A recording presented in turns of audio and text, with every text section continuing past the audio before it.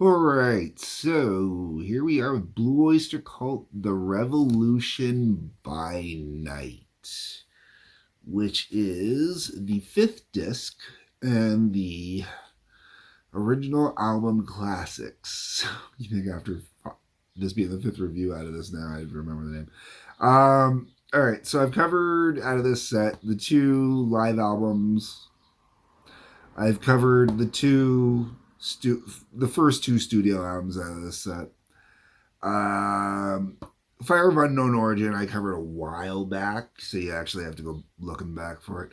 The other three, the two live albums I wasn't exactly fond of, and Cultosaurus Erectus, Martin Birch, I think, dropped the ball on that one as the producer. That being said, this is the album after Fire of Unknown Origin, and this album is just as good as Fire of Unknown Origin, I think. Bruce Fairbairn was the producer on this one, and man, he tightened it up, and he got Blue Oyster Cult doing what Blue Oyster Cult does. Really good songs on here. A lot of single-worthy songs on here.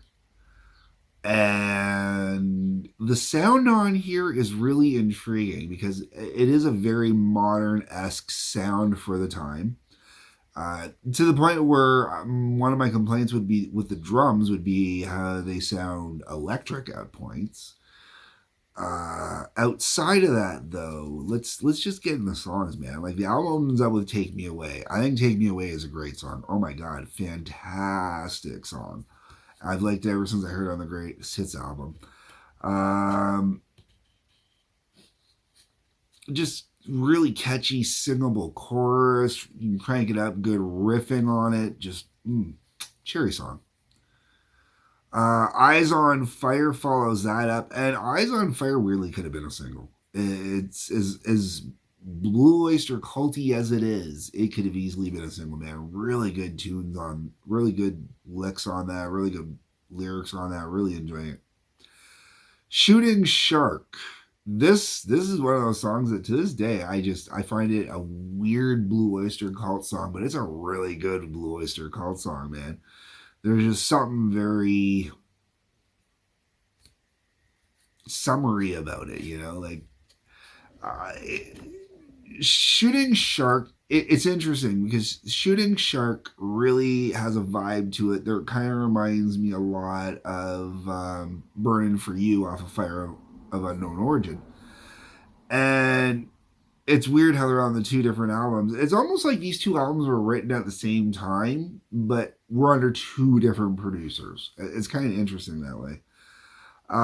Because there are a lot of similarities in the music stylings and whatnot, and the overall kind of tone of the band. Next track up after that is Veins. Veins is really kind of cool. It's got a really kind of cool 80s synthy kind of vibe going on. And normally I would complain about that with a lot of bands, but when it comes to Blue Oyster Cult, they always had a lot of keyboard organ stuff going on. So them moving into synths is okay with me.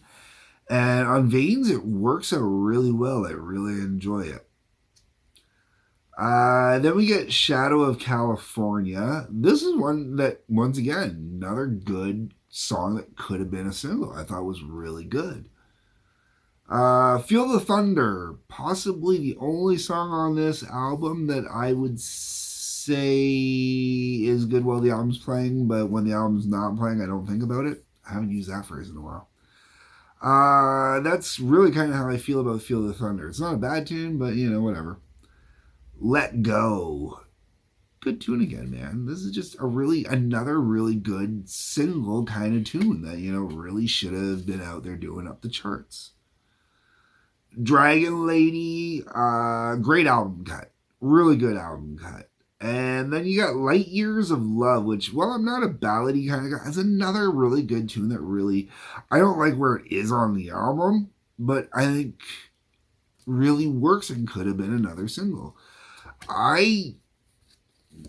For an album that came out in 1983, this album should have done better than it did. It should be a bigger album. These songs should be bigger, I think, than they are.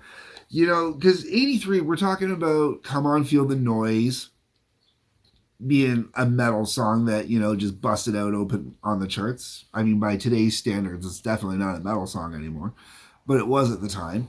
Um, Ozzy had released quite a few good albums and was still riding high off of that at the time. Like, there was some really good hard rock, heavy metal stuff that was still getting noticed, was still getting recognition. Maybe not top 40 play, but this album should have done a lot better than it did, I think, and should be a lot bigger than it is. And it upsets me that it isn't. I'm going to leave it at that. That's kind of where I'm at here. I'm upset that The Revolution by Night was not a bigger album than it was. And I really, okay, when it comes to this set, Fire of Unknown Origin, The Revolution by Night make this whole set worth purchasing as far as I'm concerned with the stuff that's on there.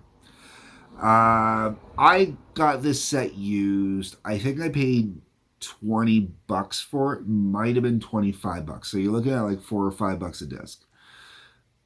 Fire of Unknown Origin, yeah, I already had it, so that kind of sucked. But my daughter loves that album as well, so she'll just get my old copy of it. That's not a big deal. Um, so, you know, paying $20 for two CDs, even two used CDs, I'm cool with that, especially for Fire of Unknown Origin and The Revolution by Night. The other three, they're an experience. They're an experience. And I'm going to leave it at that, folks. Let me know what you think down below. Drop me a line. That's what the comment section is for. When you're down there, you're going to see a couple links as well. Check those out. Hit the like button, the subscribe button, the bell for notifications. Please and thank you. That always helps. Otherwise, folks, peace, love, take care.